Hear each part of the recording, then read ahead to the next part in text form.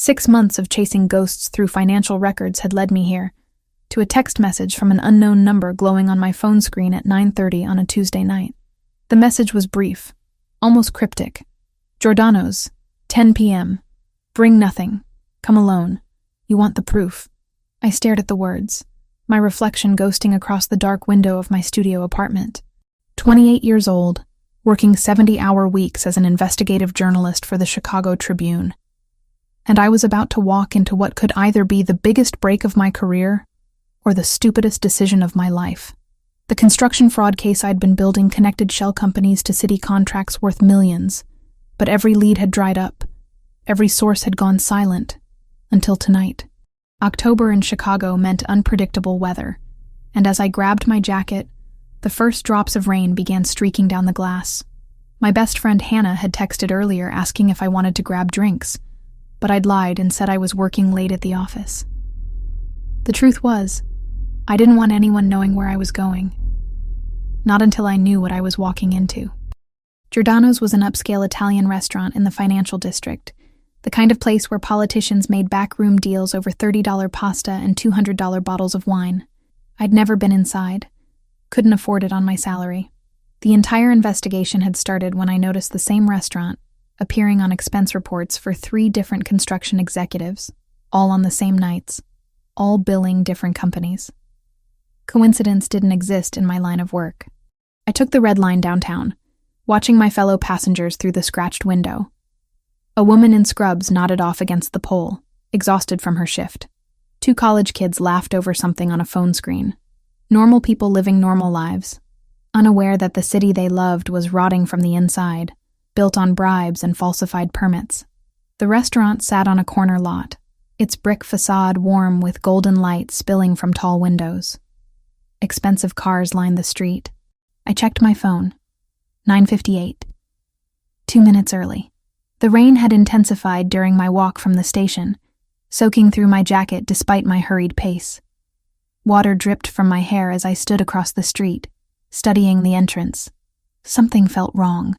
I'd developed an instinct for danger over the years, interviewing people who'd seen too much, asking questions that made powerful men nervous. That instinct was screaming now. 3 black SUVs were parked in a no-standing zone, their engines running, exhaust visible in the cold air. Security detail. But for whom? I should have turned around. Should have gone home, called the number back in the morning from a secure line. Instead, I crossed the street, dodging a taxi that honked angrily. The restaurant's heavy wooden door swung open as I approached, and a man in a dark suit emerged, speaking rapidly into a phone. He glanced at me, his eyes cold and assessing, before moving past. That's when I saw her. A little girl, maybe 7 years old, stood on the sidewalk near the entrance. She wore a pale yellow dress completely inappropriate for the weather, her dark curls plastered to her face by rain. She was alone, frozen, her eyes wide with something that looked like terror.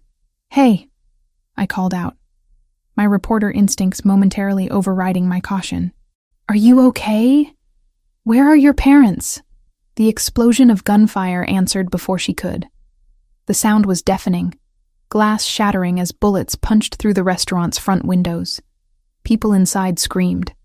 The little girl stood completely still, paralyzed by fear, directly in the line of fire. I didn't think. Thinking would have meant hesitation, and hesitation would have meant death. I ran toward her, my shoes slipping on the wet pavement. 4 strides. 3. 2. I collided with her small body and wrapped my arms around her as we fell. My shoulder hit the concrete hard, pain exploding through my left side, but I kept rolling, using my momentum to drag us both behind a parked Lexus. The world had contracted to a series of snapshots. The girl's racing heartbeat against my chest. The acrid smell of gunpowder mixing with rain. More shots, so many I couldn't count them. Metal punching through metal as bullets found the car sheltering us. I pressed the girl's face into my shoulder, trying to shield her ears from the noise. 1 round hit the Lexus's rear quarter panel inches from my head. Another shattered the back window, raining safety glass down on us. A third punched through the door, and I felt something hot slice across my shoulder. The shootout lasted maybe 2 minutes. Maybe an eternity, Time had stopped meaning anything. The girl was crying silently, her small hands clutching my soaked jacket. I whispered to her, words I don't remember, promises I had no authority to make. "You're safe. I've got you. You're going to be okay." When the shooting finally stopped, the silence was almost worse. My ears rang. Someone was shouting in Italian. Car alarms wailed. The girl's breathing had turned to sharp, panicked gasps. I shifted slightly, trying to see if we could run, and pain lanced through my shoulder. When I touched it, my fingers came away red. "Lily!" The voice cut through the chaos, raw with desperation. "Lily!" Heavy footsteps pounded toward us. I tightened my arms around the girl, protecting her, until a man dropped to his knees beside the car. He was large, well over 6 feet, with shoulders that strained against his tailored charcoal suit. Dark hair, slightly disheveled. His face was all sharp angles, a strong jaw set with tension, but it was his eyes that caught me, even through my shock and pain. Light brown, almost amber in the streetlights, currently wild with fear. "Lily," he breathed, and his hands were gentle, so gentle as he reached for her. "Baby, are you hurt?" The girl, Lily, launched herself at him, still crying. He gathered her up, checking her for injuries with practiced efficiency, his large hands surprisingly tender as they moved over her arms, her legs, her face. She wasn't hurt, not a scratch. Miracle didn't seem like a strong enough word. Only after satisfying himself that his daughter was unharmed did the man's attention shift to me. I was still on the ground, half slumped against the Lexus's rear tire, rain mixing with something warmer running down my arm.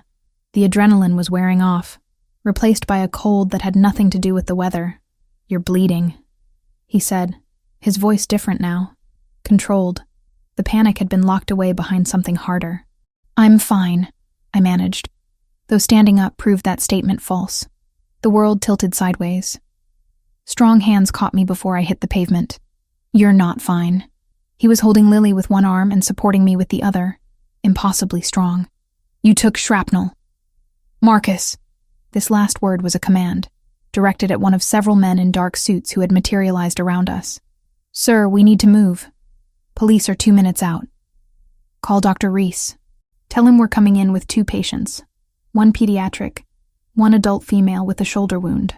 The man's voice was steady. Someone used to giving orders in crisis situations. He looked down at me, and for a moment, that iron control slipped. "What's your name?" "Jessica," I whispered. The streetlights were developing halos. Everything felt distant. "Jessica." He repeated it like he was memorizing it. "I'm Anthony. You saved my daughter's life." I wanted to say something, to ask what had just happened, why people had been shooting, who the hell he was, but my knees gave out. He caught me again, and this time I couldn't seem to get my legs to work properly. Lily was crying harder now, reaching for me with one small hand. "Is the lady going to die, Papa?" "No, baby. She's going to be fine. I promise." Anthony's face swam in and out of focus above me. Sirens wailed in the distance, growing closer. "Can you walk?" "I don't think so." My voice sounded like it was coming from underwater. He made a decision. In one fluid motion, he passed Lily to one of his men and swept me up. The movement sent fresh agony through my shoulder, and I gasped. "I know. I'm sorry. Stay with me, Jessica." His face was close to mine now. I could see a small scar above his left eyebrow, the precise line of his jaw. "Stay awake." "What happened?" I managed. "Who were they?" "Later. Right now you need a doctor." He was moving fast, carrying me toward one of the black SUVs. "Marcus, bring Lily. Alicio, handle the police. Anthony," one of the men started. "She's a civilian. She saved my daughter." Anthony's voice went cold as winter. "That makes her under my protection." "Anyone have a problem with that?" No one did. The SUV's interior was warm, leather seats soft beneath me as Anthony laid me down across the back seat.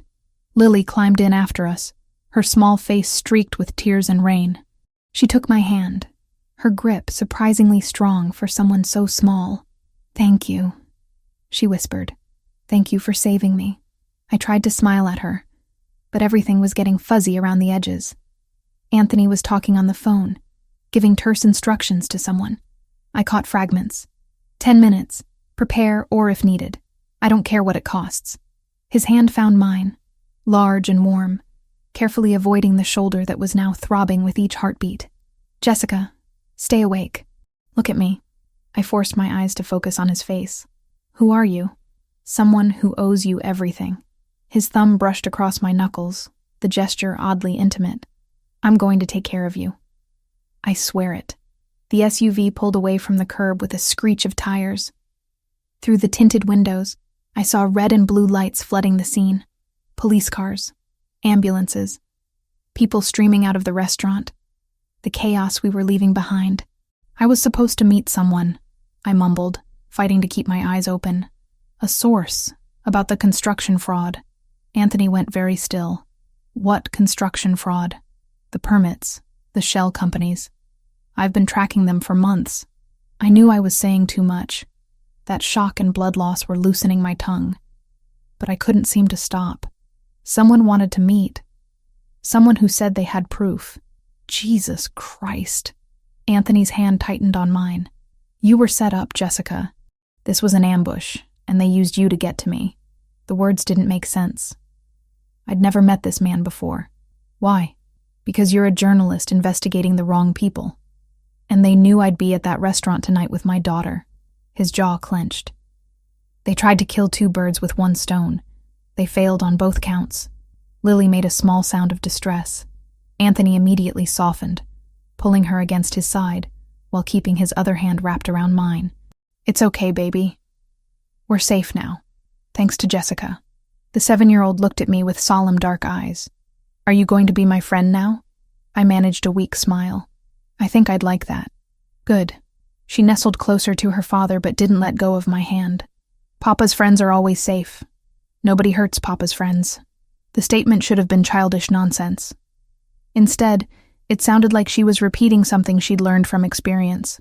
My reporter brain tried to process that, to fit it into a framework that made sense, but consciousness was slipping away. Jessica, Anthony's voice cut through the fog. I need you to understand something. You saw what happened tonight. You're going to have questions. But right now you need to trust me. Can you do that? I should have said no.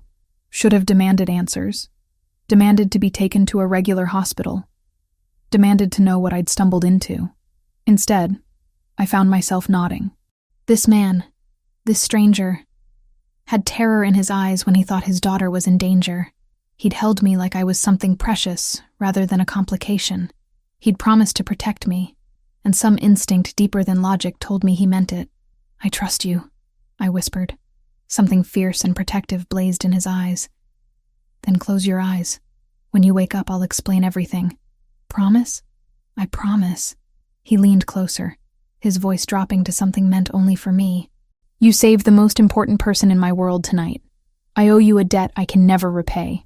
But I'm going to spend as long as it takes making sure you never regret the choice you made. The SUV took a sharp turn. Buildings I didn't recognize flashed past the windows. Lily was humming softly, a lullaby I half remembered from childhood. Anthony's thumb continued its gentle rhythm across my knuckles. The pain in my shoulder had faded to a distant throb, my body's alarm system finally shutting down now that help was close. I let my eyes drift closed. The last thing I felt was Anthony's grip tightening on my hand, anchoring me to consciousness for one more moment. Rest now, he murmured. I've got you. And despite every rational reason to be terrified, despite the blood and the bullets and the complete upheaval of my ordinary life, I believed him. Consciousness returned in pieces. First came awareness of softness beneath me, cotton sheets with a thread count I'd never experienced. Then the smell, antiseptic mixed with something floral. Finally, the throbbing in my shoulder, dulled but present, like a toothache I couldn't ignore. I forced my eyes open. The room swam into focus, all cream walls and natural light filtering through gauze curtains. This wasn't a hospital room, or at least not like any I'd seen before. The space was twice the size of my apartment, with a sitting area, what looked like original artwork on the walls, and medical equipment that belonged in a private clinic, rather than Cook County General. You're awake. I turned my head too quickly, wincing at the pull in my shoulder. Anthony Caruso sat in an armchair beside the bed, looking like he hadn't slept. His suit jacket was gone, white shirt rolled to his elbows, tie loosened. Dark stubble shadowed his jaw. Those light brown eyes fixed on me with an intensity that made me want to look away. How long? My voice came out raspy. 18 hours. You needed surgery for the shrapnel. Dr. Reese is one of the best trauma surgeons in the city. He stood, moving to pour water from a crystal pitcher on the nightstand. Drink slowly. I accepted the glass, noting how his hand remained steady while mine trembled. The water was cold and perfect, and I finished half of it before my brain caught up to the situation. Where am I? My private medical facility. About 20 minutes from where the shooting happened. He settled back into the chair, maintaining a careful distance. Before you ask, no. This isn't a hospital in the traditional sense. I have doctors on retainer for situations that require discretion. Discretion. I tested the word. Like when someone gets shot outside your daughter's favorite restaurant. Something flickered across his face. Giordano's wasn't her favorite. It was supposed to be secure. I had 3 men inside, 2 watching the street. Someone knew exactly where we'd be and when. The memories came rushing back. Gunfire. Lily's terrified face. The feeling of bullets punching through metal inches from my head. The O'Sullivan family. You mentioned them in the car. I did. Anthony leaned forward, elbows on his knees. And now we need to talk about what that means for you. Dread pooled in my stomach. I want to go home. Jessica. He said my name like it cost him something. Your apartment was broken into last night. While you were in surgery, men forced the lock. Went through everything. Your files, your computer, your records. They took what they wanted and left a message. The room tilted. What kind of message? The kind that makes it clear they know who you are and what you've been investigating. His jaw tightened. The construction fraud case, the shell companies. You were getting close to something they couldn't afford to have exposed. How do you know what I was investigating? Because those same shell companies have been used to frame me for money laundering I didn't commit. He pulled out his phone, swiped through something, then turned the screen toward me. It showed a document, a bank transfer I recognized from my own research. The O'Sullivan organization has been systematically building a case to bring federal attention to my businesses. Your investigation threatened to expose their actual operations. I stared at the evidence, my reporter's mind automatically cataloging details. So they set me up. The anonymous source, the meeting at the restaurant. Yes, they wanted to kill 2 birds with 1 stone. Eliminate me and my daughter, discredit or silence a journalist who was getting too close. His expression went cold. They failed on both counts because you threw yourself between a 7-year-old and a gunfight. My phone. I needed my phone. I tried to sit up, gasping when pain lanced through my shoulder. Anthony was there instantly, his hand gentle but firm against my uninjured arm. Don't move like that. You have 14 stitches and Dr. Reese will have my head if you tear them. He reached for the nightstand, producing my phone.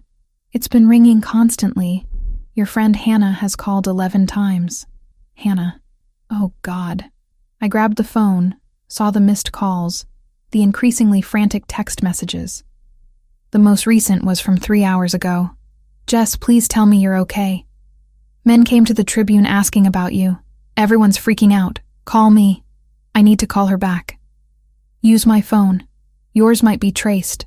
Anthony handed me a different device, sleek and black. Press 1. I had someone contact her on a secure line. Tell her you were safe but couldn't talk. She's been waiting. Hannah answered on the first ring. Jessica? It's me. My throat closed up hearing her voice. I'm okay. I'm safe.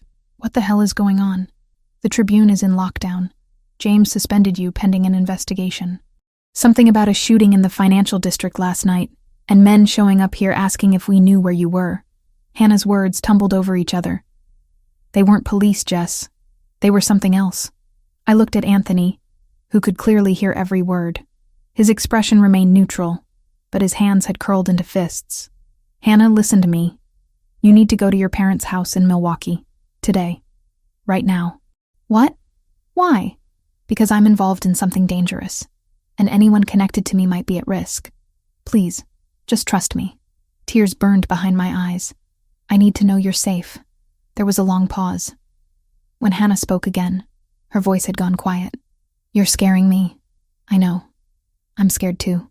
But I promise I'll explain everything once this is over. Just go to Milwaukee and stay there until I tell you it's safe. Jess. Please, Hannah. You're my best friend. I can't have you in danger because of me." Another pause. Then a shaky breath. Okay, I'll go. My parents have been bugging me to visit anyway. But you have to promise you'll call me. Every day. I promise. I ended the call before she could ask more questions I couldn't answer. My hands were shaking as I handed the phone back to Anthony. She's going to Milwaukee. Good. That's smart. He stood, moving to the window. Your editor also called, James Sullivan. He left a message saying you've been suspended from the Tribune, effective immediately, pending an investigation into your involvement in last night's incident. The hits just kept coming. They're making it sound like I did something wrong. They're protecting themselves. A Tribune journalist witnessed a mob hit. That brings federal attention they can't afford. Anthony turned back to me. I need to be honest with you about what happens next. The O'Sullivan family knows you were there. They know you saved Lily, and they know you saw their faces. So I'm a witness. You're more than that. You're someone who complicated their plan. He moved back to the chair, sitting forward so our eyes were level. I can offer you protection, a secure location, resources, time to figure out your next move. But I need you to understand what you're walking into if you accept. What am I walking into? My world, which is complicated, dangerous, and not something you can easily leave once you're part of it. His gaze never wavered. I run a family business that operates in gray areas of the law. I won't lie to you about that. But I also have resources that can keep you safe when traditional law enforcement can't. My head was pounding. This was insane. Accepting protection from a man who just admitted to criminal activity. But what were my alternatives? Go back to an apartment that had been broken into? Wait for the O'Sullivan family to make another attempt? Hope that a suspension from the Tribune meant I was safe? Just for a week, I heard myself say. Until things calm down. Until I can figure out what to do. Something like relief crossed Anthony's face. A week. That's fair. I have a property in Lake Forest about 40 minutes from here. It's secure, private. Lily will be there, and we have staff who can provide anything you need. I need to see my apartment first. See what was taken. That's not advisable. I don't care. I pushed myself up, gritting my teeth against the pain. Those were years of work, research that could expose corruption across multiple city departments. I need to know what they took. Anthony studied me for a long moment, then nodded. I'll arrange an escort. But we leave as soon as Dr. Reese clears you, and we don't stay long. 2 hours later, after the doctor examined my shoulder and reluctantly agreed I could be mobile, I was in the back of another black SUV. Anthony sat beside me, while Marcus drove, and another man I didn't recognize rode in the passenger seat. Both were armed. I could see the bulge of holsters beneath their jackets. My neighborhood looked different in daylight, shabbier somehow. The building where I'd lived for 3 years needed paint. Trash had collected against the curb. Anthony's security detail made us look like we were visiting from another planet. Stay close, Anthony said as we entered the building. He'd insisted on coming up with me, leaving Marcus and the other man to watch the street. My apartment door had been repaired, but not well. The frame was cracked where the lock had been forced. Inside was worse. They'd torn the place apart. My desk drawers hung open. Contents scattered. The filing cabinet where I'd kept hard copies of everything was empty. Even my bulletin board had been stripped, every photo and document gone. I stood in the center of the wreckage, feeling violated in a way I hadn't when I was shot. This was my home, my work, my life. Jessica. Anthony's voice was gentle. We should go. 3 years, I whispered. 3 years of research. Gone. Not gone. They took it because you were close to something real. That means it exists, and it can be found again. He touched my elbow carefully. But not here. This place isn't safe. I was about to agree when my phone buzzed. The screen showed a text from a number I didn't recognize. We know where you live. We know who your friends are. Stop looking. Last warning. Anthony had seen it too. His face went hard. We're leaving. Now. We made it down 2 flights of stairs before we heard the smash of breaking glass. Anthony immediately pushed me behind him, his hand going to a gun I hadn't known he was carrying. Marcus appeared at the bottom of the stairs, weapon drawn. "Someone just threw a brick through the windshield," he reported. Message painted on it. We emerged onto the street to find my car, my ancient Honda that barely ran, completely destroyed. All 4 tires had been slashed. The windows were broken. And across the hood in red spray paint, "Watch your back." People had gathered to stare. A woman I recognized from the 2nd floor had her phone out, filming. This would be all over social media within an hour. Jessica Turner, suspended Tribune journalist, now connected to organized crime and property destruction. My phone rang. James, my editor. I answered on autopilot. "Jessica, where are you?" He didn't sound angry. He sounded worried. "Outside my apartment. Someone just vandalized my car. Christ. Listen, you need to understand the position the Tribune is in. We have to distance ourselves from whatever you're involved in. I'm sorry, but the suspension stands pending a full investigation. For your safety and ours. I understand." And I did. The Tribune couldn't afford to be associated with mob violence. "If you need anything..." He paused. "Be careful, Jessica. Whatever story you were chasing, it's bigger than either of us realized." He hung up. I stared at my destroyed car, at the crowd of neighbors filming everything, at the message that was really a threat. Anthony stood beside me, his presence solid and somehow reassuring despite everything. "The offer still stands," he said quietly. 1 week. Safe location. Time to think. Do I have a choice? There's always a choice, but some are better than others. My phone buzzed again. "Hannah, on the train to Milwaukee. Parents are picking me up at the station. Stay safe. Love you." At least she was safe. That was something. 1 week? I agreed, feeling the last of my resistance crumble. "But I want answers. About who you are, what the O'Sullivan family wants, all of it. You'll have them." Anthony gestured to the SUV. "Let's get you somewhere secure. This neighborhood is compromised." As we pulled away from my ruined car and invaded apartment, I watched everything I'd built in Chicago recede in the side mirror. My job was suspended. My home was destroyed. My best friend had fled the city because of me. In less than 24 hours, my entire life had been dismantled. And the only person offering to help was a man who admitted he lived outside the law. I should have been terrified. Instead, I felt a strange clarity settling over me. I'd spent years chasing corruption, trying to expose the rot beneath Chicago's surface.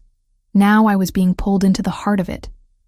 And maybe that was exactly where I needed to be, to finally understand the truth.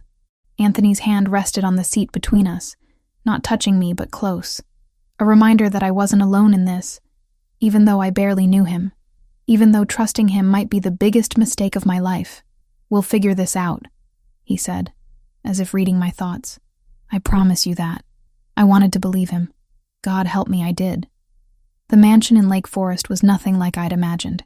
Set back from the road behind iron gates and mature oak trees, the estate sprawled across what must have been acres of manicured grounds.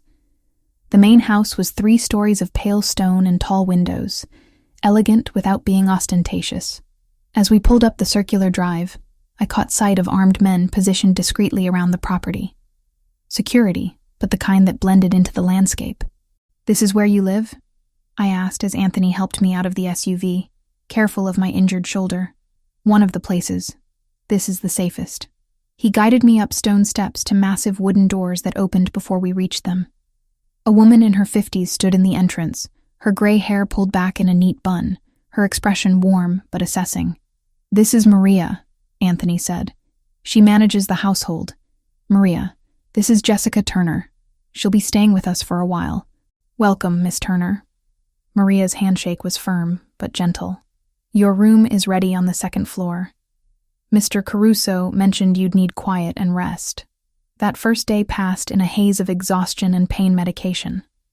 My room was larger than my entire apartment had been, decorated in soft grays and creams with French doors that opened onto a small balcony overlooking the gardens. I slept most of the afternoon, waking only when Maria brought soup and fresh bread that I barely touched. Lily appeared in my doorway around sunset, still wearing her school uniform, a blue plaid jumper over a white shirt. She clutched a stuffed rabbit that looked well-loved. "Can I come in?" Her voice was small, uncertain. "Of course." I pushed myself up against the pillows, wincing. She climbed onto the chair near the bed, legs swinging. "Papa said you need to rest because you got hurt saving me. Your papa's right about the resting part. Does it hurt a lot?" Her dark eyes were serious, too serious for a 7-year-old. "Some, but I'll be okay." I studied her face, seeing Anthony in the shape of her jaw, the intensity of her gaze. "How are you doing? That was pretty scary." Lily hugged her rabbit tighter. "I have nightmares sometimes. But Papa says nightmares can't hurt you. Only real things can. And he makes sure real things don't hurt me." The matter-of-fact way she said it broke something inside me. This child had learned too young that the world was dangerous, that safety required constant vigilance and armed guards. "Your papa seems like he takes very good care of you." "He does." She smiled then, bright and genuine. "He said you're brave. Are you going to stay with us forever?" "Just for a little while, until things get safer." "Oh." She looked disappointed. "I hoped you'd stay. Papa needs someone brave. And I liked when you sang to me. In the car, when I was scared." "Do you remember?" "I didn't, actually. The whole night was fragments, pieces that didn't quite fit together. But I nodded anyway. "I remember. Will you sing to me again sometime?" "If you want me to." That seemed to satisfy her. She hopped down from the chair, then turned back at the door. "I'm glad you're here, Jessica, even if it's just for a little while." After she left, I lay back against the pillows, staring at the ceiling. Day 1 in Anthony Caruso's world, and already the lines between victim and participant were blurring. The second day, I felt more human. The pain in my shoulder had dulled to a persistent ache, manageable without the heavy medication. I made my way downstairs in the late morning, finding the house quiet except for the distant sound of voices from somewhere deeper in the property. Maria appeared as if summoned, offering breakfast and coffee in a sun-filled kitchen that would have made any chef weep with envy. I ate mechanically, my mind already working through what I needed to do next. The anonymous source. The number that had lured me to that restaurant. I pulled out the phone Anthony had given me and dialed it from memory. The tone was wrong before anyone answered. That flat electronic sound that meant the number was no longer in service. Disconnected, or never real to begin with. "Damn it," I muttered. "Problem?" Anthony's voice made me jump. He stood in the kitchen doorway, dressed more casually than I'd seen him before. Dark jeans and a gray Henley that emphasized his build. He looked tired. Shadows under those amber eyes. The number that texted me. The source that wanted to meet. "It's dead. They would have burned it immediately after the attempt failed." He moved to pour himself coffee. "Professional operators don't leave trails." So it was definitely a setup. They knew I'd been investigating the construction fraud, knew I'd respond to an offer of proof, which means someone inside your investigation circle talked. Or someone's been monitoring your communications for weeks. He leaned against the counter watching me. The O'Sullivan family has resources, connections in places you wouldn't expect. My stomach turned. Someone I'd talked to, someone who knew what I was working on, had sold me out. I need to warn my other sources, the people who've been helping me. Can't do that. Any contact you make could be traced back to them, put them in more danger. Anthony's voice was firm, but not unkind. For now, silence keeps them safer than a warning would. I hated it, but he was right. I tried Hannah's phone next, needing to hear her voice, to know she'd made it to Milwaukee safely. The call went straight to voicemail.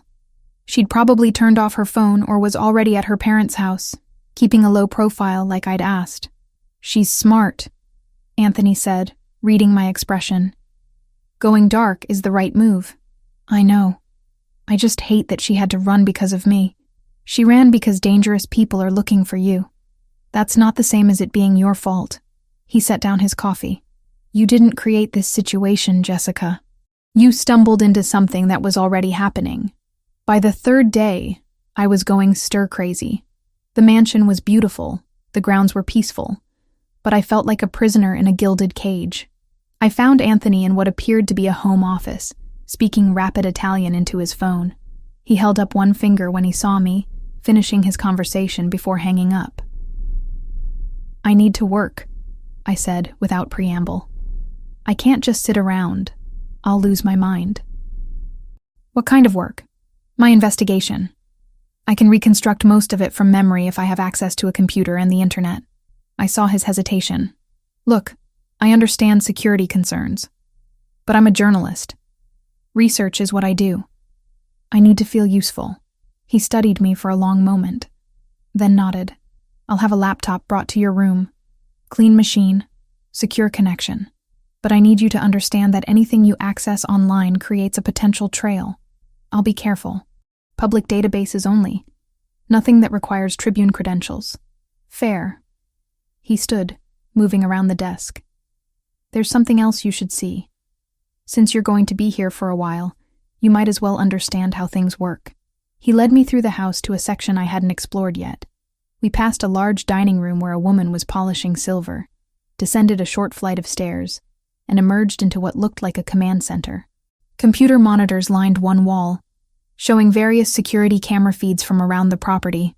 2 men sat at workstations, one speaking quietly into a headset. "We monitor everything within a 2-mile radius," Anthony explained. "Anyone approaches the property, we know about it. The gates are reinforced steel. The windows are bulletproof. The house has a safe room in the basement that could withstand a direct assault for hours. You're expecting an attack. I'm prepared for one. There's a difference." He gestured to the screens. "Watch." I saw the gardens, the driveway, the perimeter fence. And there, in one frame, Lily played on a swing set under the watchful eye of a man who definitely wasn't a nanny. She laughed, carefree despite the armed guard standing 10 feet away. "This is her life," I said quietly. "Constant protection. Never really free. This is her life alive." Anthony's voice went hard. "The alternative is what almost happened 2 nights ago. So yes, she has guards. Yes, we monitor everything, because the price of freedom isn't worth her safety." I watched Lily swing higher, her dark curls flying. 7 years old and already living in a fortress. What kind of childhood was that? As if reading my thoughts, Anthony added, "She goes to a private school. She has friends, sleepovers, birthday parties. We try to give her as much normalcy as possible within the constraints of security. It's not perfect, but it's what we can offer." That night at dinner, I saw what he meant. The formal dining room seated 12, but only 3 of us sat at one end, the table set with china and crystal that probably cost more than my car used to be worth.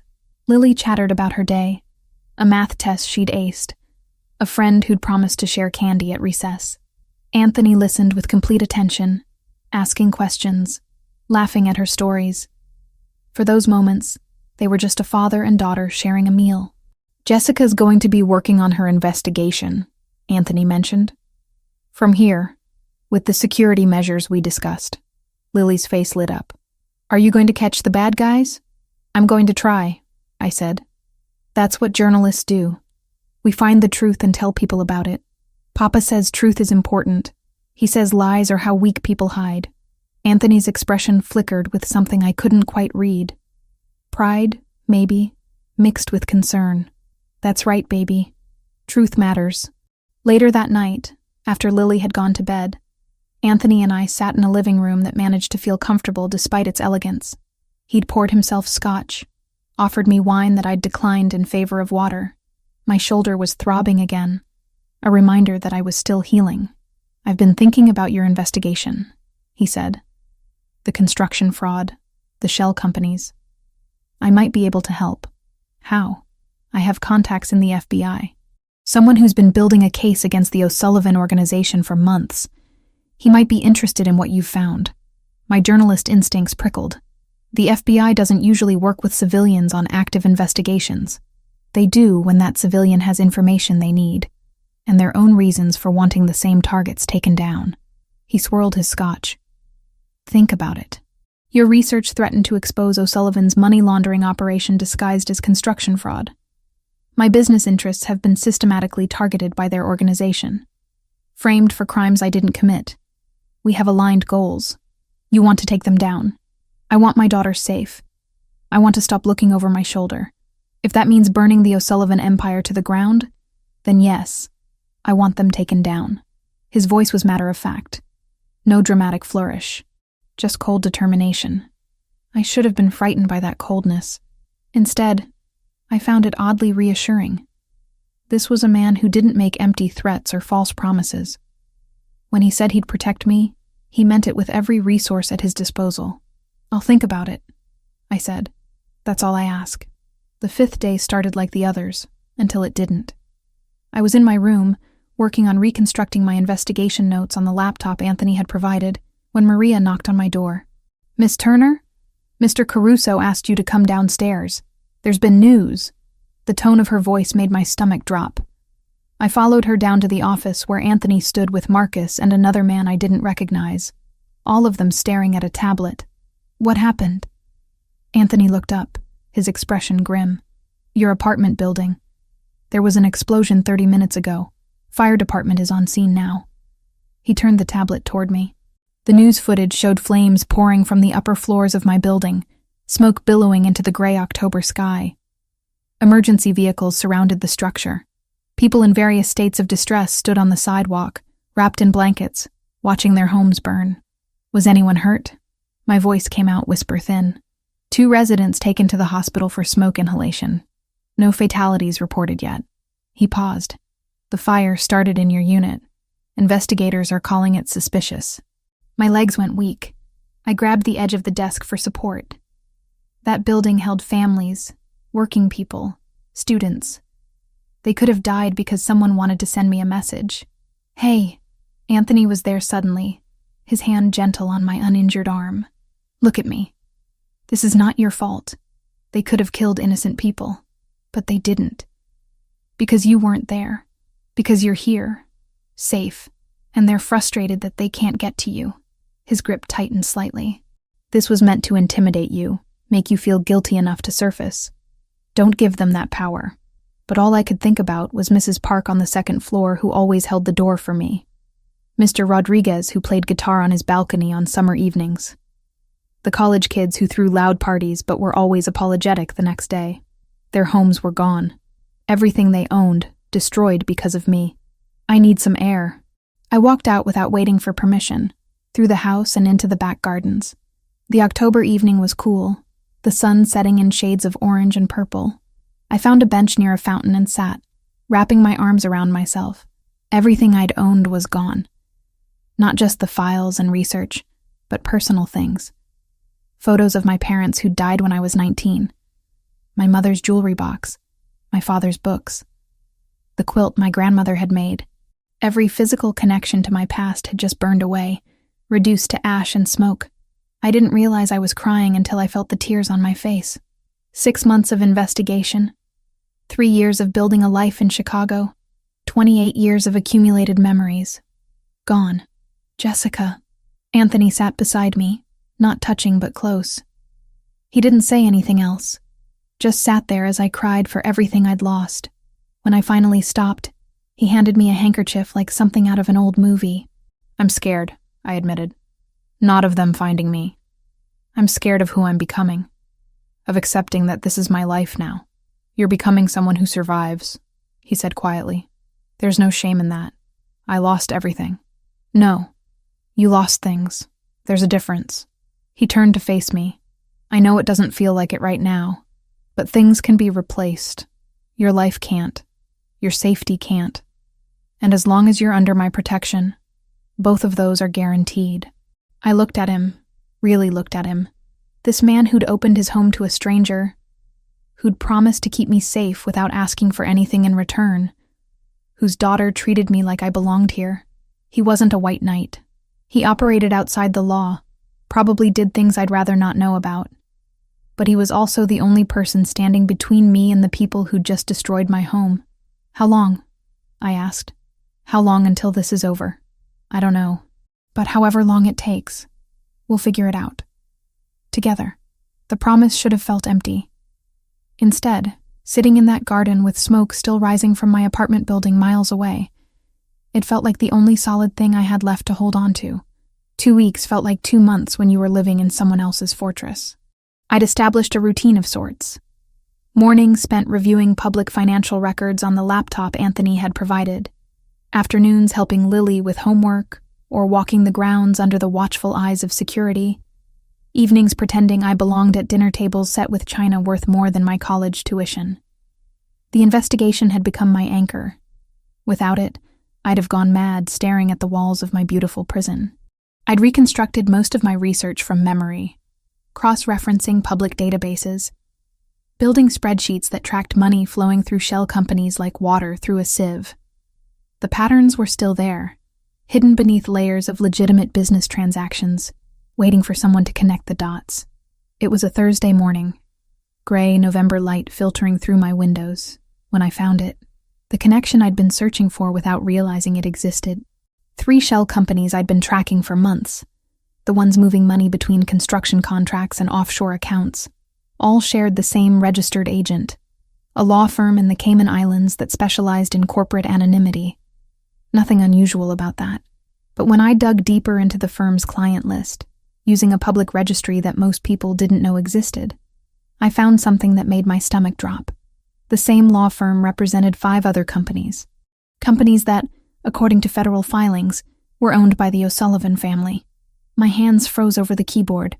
I read the information 3 times, certain I'd made a mistake. But the data didn't lie. The shell companies I'd been investigating weren't just connected to political corruption. They were part of a much larger operation designed to move money while simultaneously building a false paper trail that pointed directly at Anthony Caruso's legitimate businesses. Jesus, I breathed. This wasn't about construction fraud. This was financial warfare. I spent the next hour tracing connections, following money from O'Sullivan-owned entities through the shell companies and into accounts that had been frozen by federal investigators, accounts that belonged to Anthony's import business. The whole thing was elegant in its cruelty. Use shell companies to launder O'Sullivan money while creating documentation that made it look like Anthony was the one laundering funds. My investigation had threatened to expose the scheme before it could be fully executed. That's why they'd tried to kill me. Not because I was getting close to exposing political corruption, but because I was about to blow open a setup that had probably taken years to construct. I needed to tell Anthony. But doubt crept in, whispering questions I didn't want to ask. What if I was wrong? What if showing him this information made me look like I was taking sides in something I didn't fully understand? What if he already knew, and my bringing it up exposed me as naive? The internal debate kept me paralyzed at my laptop for another hour, staring at numbers that told a story I wasn't sure I wanted to be part of. Finally, I saved everything to an encrypted folder and went downstairs, my heart hammering against my ribs. I found Anthony in his office, but he wasn't alone. Through the partially open door, I could see 3 men in dark suits seated across from him. One I recognized as Marcus. The other 2 were unfamiliar, but they carried themselves with the same controlled tension as Anthony's security team. The accounts were frozen yesterday, one of the unfamiliar men was saying. His voice carried an edge of frustration. No warning, no explanation. Federal investigators just locked down $3 million in operating capital. Vincent, I need specifics. Anthony's voice was cold, controlled. Which accounts? Which investigators? The import business, the wine distribution, and the restaurant group. All of them flagged for suspicious activity. Vincent, a man in his early 40s with salt and pepper hair and a face that suggested he'd seen too much, pulled out a tablet. They're claiming evidence of money laundering. Wire transfers that match patterns of criminal activity. That's impossible. Anthony's hand curled into a fist on his desk.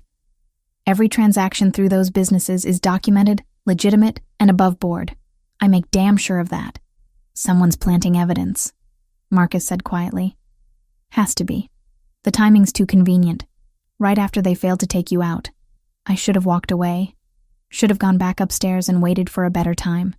Instead, I knocked on the door frame. All 4 men turned to look at me. Anthony's expression shifted from cold fury to something more guarded. Jessica, this isn't a good time. I know, but I found something. Something you need to see. I held up the laptop. About the accounts being frozen. And who's really behind it. Vincent stood, his hand moving toward his jacket in a gesture that made my pulse spike. Anthony held up one hand. It's fine. She's the journalist I mentioned. The one investigating the construction fraud. He looked at me.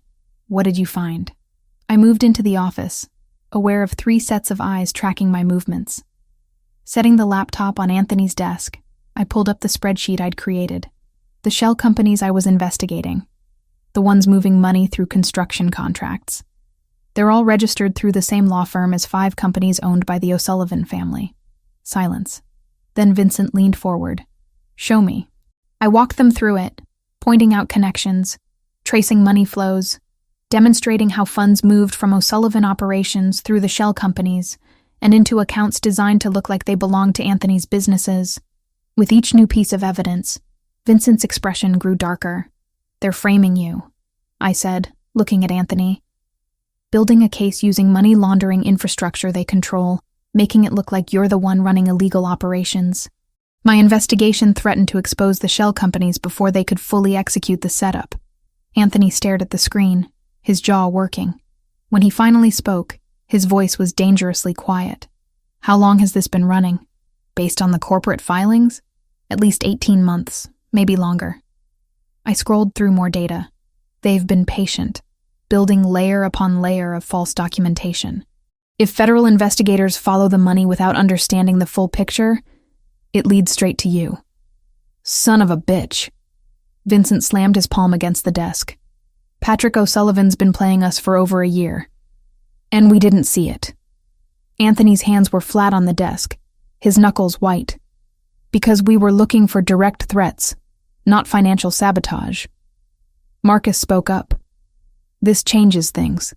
If we can prove the setup, we can clear the accounts and go after O'Sullivan for the frame job.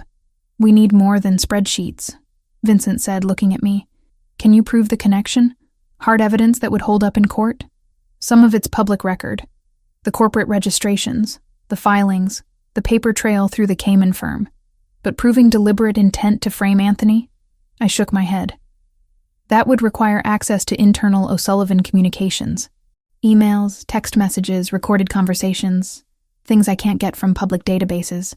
Anthony was quiet, his gaze moving from the laptop screen to me and back again. You figured this out in 2 weeks, working from memory, with limited resources. I had motivation. I met his eyes. They tried to kill me because of this. I wanted to understand why. Something shifted in his expression. Respect, maybe. Or recognition that I was more than just a civilian he was protecting. Vincent, I want a full audit of every account they've touched. Marcus, pull surveillance on known O'Sullivan associates. If they're running this operation, someone's been making regular contact with the shell companies. On it. Both men stood, clearly dismissed. After they left, Anthony gestured for me to close the door. When we were alone, he moved around the desk to lean against it, arms crossed. You could have kept this to yourself. Used it for your story. Exposed both sides of this war. I could have. I stayed where I was, not quite trusting the intensity in his gaze. But you saved my life. You've kept me safe. And honestly, I'm tired of watching corruption win because no one wants to connect the dots. You're taking a side. I'm taking the side of truth, which apparently means taking your side in this particular fight. I closed the laptop. The O'Sullivan family is using criminal infrastructure to destroy your legitimate businesses while making you look like the criminal. That's not justice. That's just another form of corruption. He studied me for a long moment. There's something else. Something you're not saying. He was too perceptive. I'd hoped to avoid this part, but there was no hiding from it now. The anonymous source. The one who texted me to meet at the restaurant that night. I've been thinking about how they knew I'd respond. How they knew exactly when you'd be there with Lily. And someone's been tracking my investigation for months. Not just recently, but the whole time. They knew what I was working on, who I'd talked to, probably monitored my communications. The realization made me feel sick. The message to meet wasn't spontaneous. It was planned. They put me in that specific place at that specific time because they knew I'd be useful. Useful how? As bait. As a distraction. As a witness who could be discredited or eliminated. I wrapped my arms around myself. I thought I was being careful. I thought I was protecting my sources. but someone was watching me the whole time, and I never knew. Anthony's expression went dark. The burner phone number. We can trace where it was purchased. Who might have bought it? Will that actually lead anywhere? It will if my people are thorough. He pulled out his phone, typed something quickly. I'm having it looked into. If it connects back to an O'Sullivan associate, we have proof that your tip-off was an orchestrated setup. My phone buzzed in my pocket. A text from an unknown number made my heart race until I saw the message. Parents want me to stay longer. News about Chicago reached Milwaukee. People are asking if I know where you are. I said no. Stay safe. H. Hannah.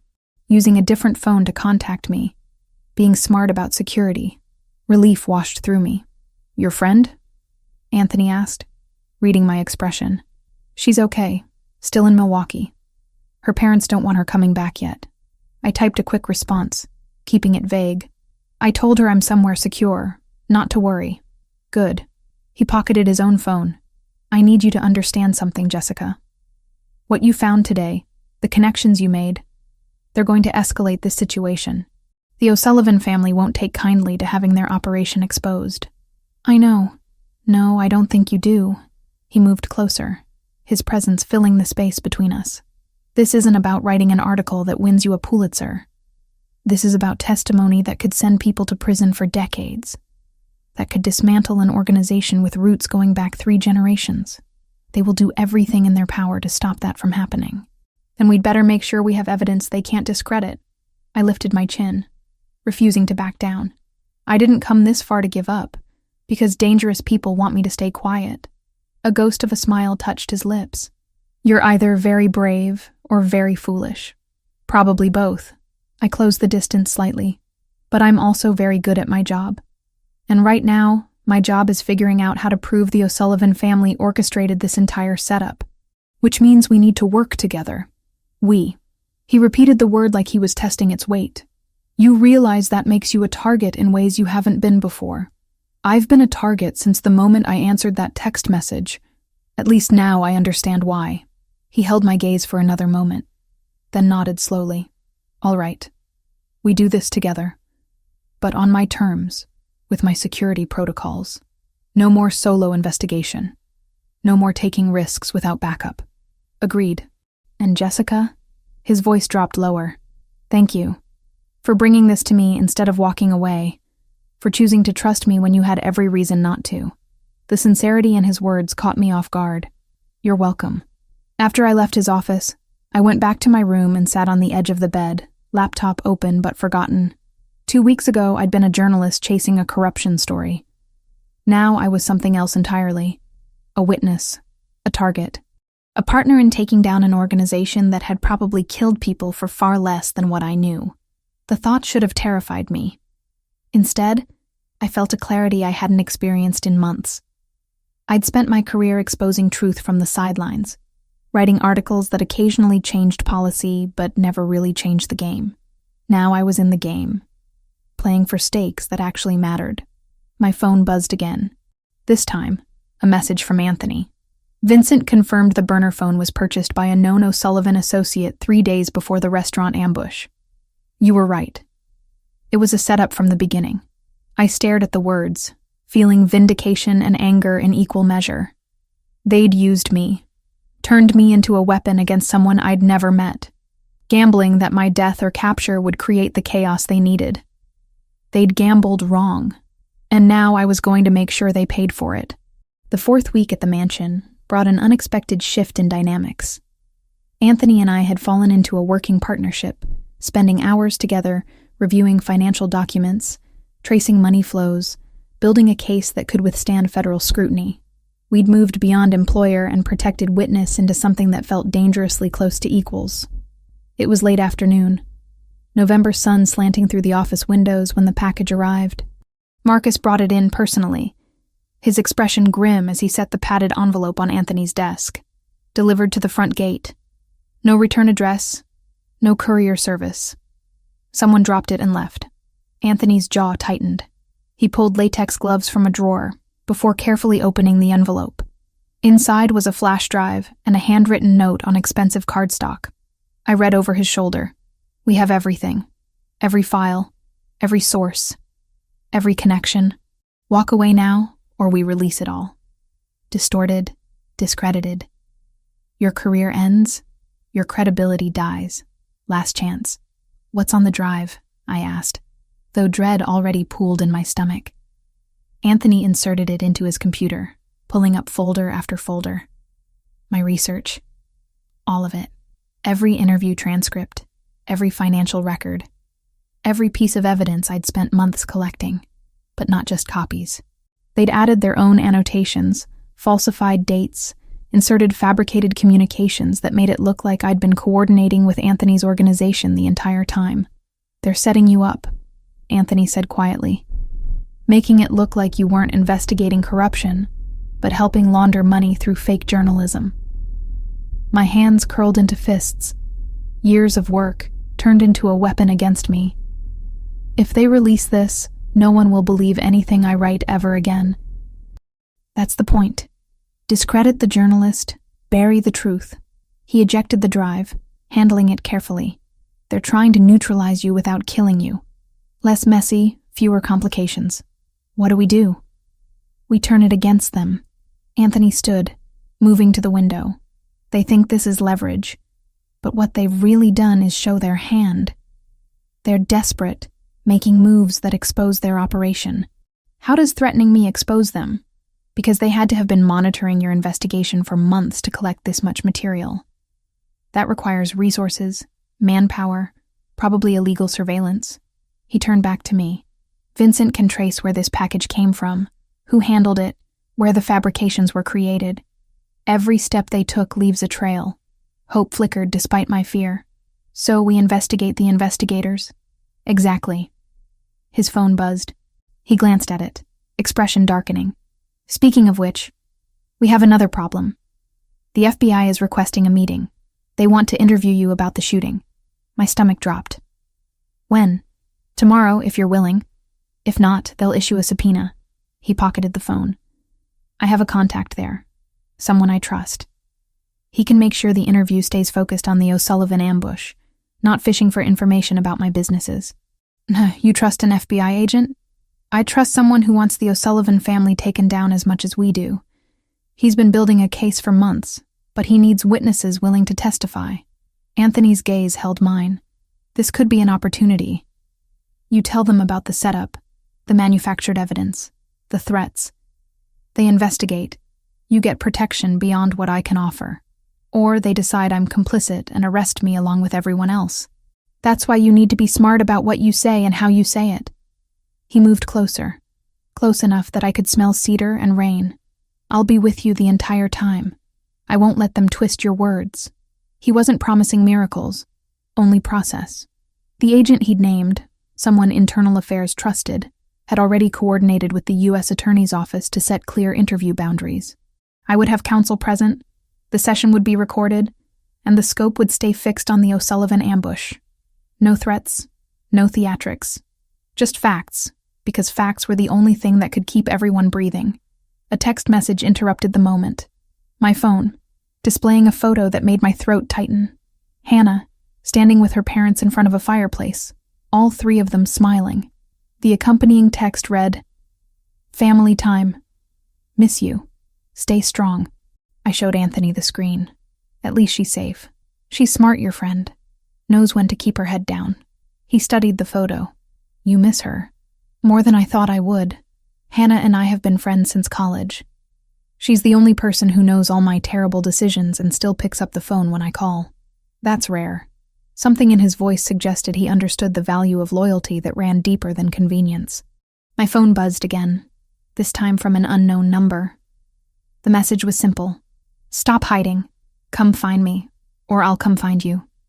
No signature, no context. Just a threat wrapped in an invitation. Anthony read it over my shoulder, his body going rigid. They're getting bolder, frustrated that they can't get to you. Good. Frustrated people make mistakes. They also make desperate moves.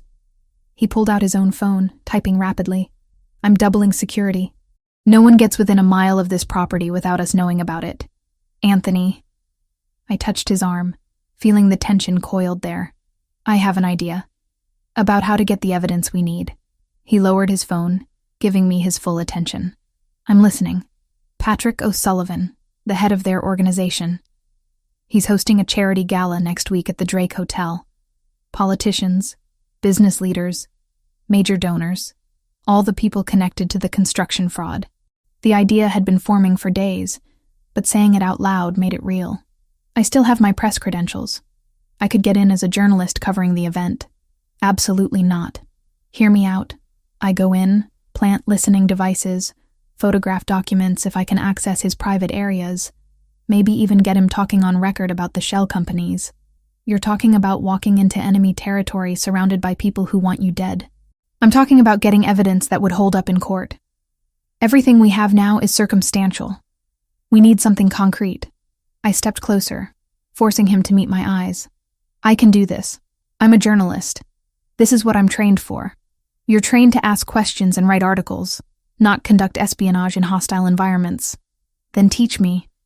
You have resources, equipment, people who know how to do this professionally. Help me prepare. When he started to protest, I cut him off. They've already destroyed my apartment, my career, my entire life. What more can they take? But what we could gain, Anthony. Real evidence, recorded conversations, proof that would dismantle their operation. He was silent for a long moment, jaw working as he processed. If I agree to this, and that's a very big if, you do exactly as I say. Every security protocol, every contingency plan, no improvisation. Deal.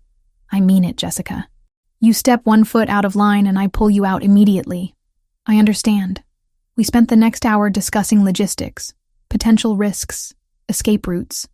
Anthony was thorough to the point of paranoia, mapping every possible scenario and how to respond. By the time Maria called us for dinner, my head was spinning with details. Lily was already at the table when we arrived, her homework spread out beside her plate. She looked up grinning. Papa, Jessica, I got an A on my history test. That's wonderful, baby. Anthony kissed the top of her head before sitting down. What was the test about? The Civil War and Reconstruction, and how sometimes bad people do good things and good people do bad things. She frowned. It's confusing. History often is, I said, settling into my chair. People are complicated.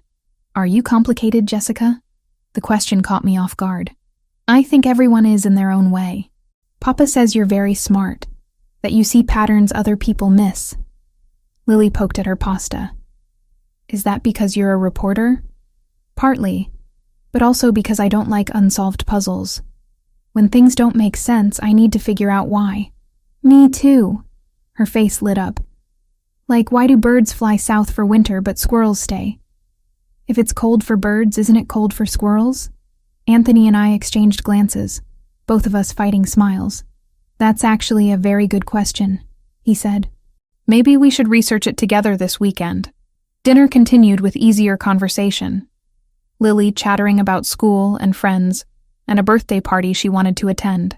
For an hour, we were almost normal. A father, his daughter, and the woman temporarily living under his roof. Not a crime boss, a 7-year-old growing up behind fortress walls, and a journalist whose life had been blown apart by violence. The illusion shattered at 10:15. The alarms were different from anything I'd heard before, a sharp pulsing that made my heart race instantly. Anthony was moving before I fully processed the sound, grabbing his phone while simultaneously reaching for me. Safe room. Now. What's happening? Someone breached the perimeter. His voice was deadly calm, the controlled response of someone who'd trained for this moment. Marcus, get Lily. We met in the hallway. Marcus already carrying a sleepy Lily who was starting to cry. Anthony led us through the house to a section I'd never seen before.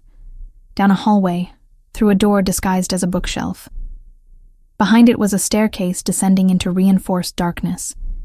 The safe room was exactly what he'd promised weeks ago. Steel walls, ventilation system, computer monitors showing security feeds from around the property. Provisions stacked in one corner, medical supplies in another. A room designed to withstand assault. How many? Anthony asked Marcus as we entered. At least 8 that we've spotted. Professional team, coordinated approach. They cut power to the perimeter cameras before moving in. O'Sullivan? Who else? Anthony pulled a handgun from a locked cabinet, checking it with practiced efficiency. Seeing him handle the weapon so casually drove home what I'd been trying to ignore for weeks. This man, who helped his daughter with homework and cooked breakfast on weekends, was also someone who knew exactly how to kill. Stay here. He looked at me, his expression harder than I'd ever seen it. Lock the door behind us. Don't open it for anyone except me or Marcus. Code word is Raven. If someone tries to get in without that word, assume they're hostile. You're going out there. It's my property, my people, my responsibility. He moved to the door, then paused. Jessica, keep Lily calm. She's been through this before, but it never gets easier. Then he was gone, Marcus following, the heavy door sealing behind them with a hydraulic hiss. The lock engaged with a sound like finality. Lily was crying harder now, curled in the corner with her stuffed rabbit. I sat beside her, wrapping my arms around her small body. She was shaking. Hey, I whispered. Remember what your papa said about nightmares? They can't hurt you. Only real things can. This is real. She sobbed. But we're safe. Look around. These walls are so thick nothing can get through them. We have food, water, air. Your papa made sure we'd be okay. I rocked her gently. And he's going to make sure those bad people leave. What if they hurt him? The question made my chest tighten. Your papa is very good at protecting people. He's been doing it for a long time. On the monitors, I could see shapes moving through darkness. Muzzle flashes. Anthony's security team engaging the attackers. The surveillance was silent, which somehow made it worse. Violence without sound. Death without screams. Lily's breathing started to slow, exhaustion overtaking fear. I held her, watching the monitors, counting the minutes. 10, 20, 30. A massive flash on one screen made me flinch. Explosion. Probably a grenade. Fire bloomed in the east garden, illuminating running figures. More muzzle flashes. Someone went down, unclear which side. 40 minutes in, the attack suddenly ceased. The approaching figures retreated, moving quickly back toward the perimeter. Anthony's men pursued but stopped at the property line, letting them escape into the night. Then nothing. Just darkness, and the smoldering remains of the garden fire. Lily had fallen asleep against me, exhausted by fear. I stroked her hair, still watching the monitors. Waiting. The knock on the door made my heart leap. 3 quick raps, pause, 2 more. Raven, Anthony's voice muffled by steel. It's clear. Open up. I disengaged the lock, the door swinging open to reveal Anthony covered in soot and what looked like blood. Not his, I realized with relief. He was moving fine, showing no signs of injury. Everyone okay in here? We're fine. Lily's asleep. I checked him anyway, needing to confirm he was whole. Are you hurt? Couple scratches, nothing serious. He moved to where Lily slept, gathering her gently into his arms. She stirred, but didn't wake. 3 of my men have injuries. 1 serious, but he'll live. 2 attackers dead, rest escaped. What did they want? To send a message. To test our defenses. He looked at me over Lily's sleeping form. To remind us that nowhere is completely safe. I thought about the charity gala. The plan we'd discussed just hours ago. Walking into the heart of O'Sullivan territory seemed insane now, after watching armed men assault a fortified compound. But that's exactly why it would work. Because they'd never expect someone to walk directly into their domain after an attack like this. I'm still going, I said quietly. To the gala. I need to do this. Anthony's expression was unreadable. Then slowly, he nodded. We start preparing tomorrow. If you're going to do this, you'll do it right. The week following the attack became a masterclass in preparation I never expected to need. Anthony transformed a section of the mansion into a training ground, teaching me things no journalism school covered. Listening devices go here. He demonstrated on a practice dummy, showing me how to plant the tiny microphone under a lapel during what looked like casual contact. 1 second, that's all you have. Any longer and people notice. My fingers fumbled the first dozen attempts. By the 50th, I could plant the device while shaking someone's hand, without them feeling anything beyond a normal greeting. Marcus taught me how to use the camera hidden in what looked like an ordinary pen. Click the top once to activate, twice to capture. The lens is here, barely visible. Keep it pointed at your target for 3 seconds minimum. Vincent joined us on the third day, bringing equipment I'd only seen in spy movies. Earpieces so small they were invisible. A bracelet that doubled as a panic button. Shoes with tracking devices embedded in the heels. "If something goes wrong," Vincent said, his weathered face serious, "you hit that panic button and we come in. No heroics. No trying to salvage the mission. Your safety is the priority." I practiced my cover story until I could recite it in my sleep.